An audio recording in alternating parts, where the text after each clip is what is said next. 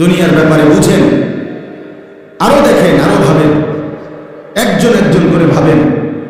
দুনিয়া আরো যদি সাজান, খোদার কসম ক্ষণিকে ক্ষণিকে ক্ষণিকে অল্প সময় দুনিয়া চমৎকার সাজাইলেও তৃপ্ত হইতে পারবেন না, তৃপ্ত হইতে পারবেন।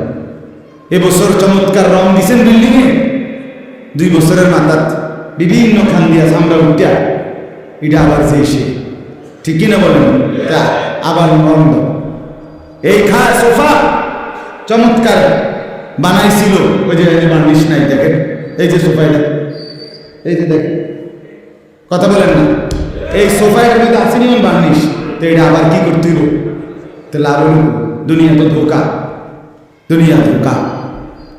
এই সৌন্দর্যময় চেহারা নারী 30 বছরের ব্যবধানে উনি বুড়ি, আর কেউ ফিরা সেদিকে ফিরা সে হয়।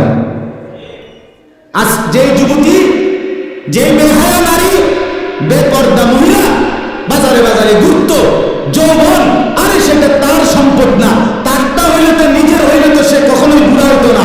আল্লাহ তাআলা বলছে, আমি যখন যৌবন শেষ করে দিলাম, তো এখন আর কোন পুরুষ তার দিকে ফিরা থুতুও বাড়ায় না।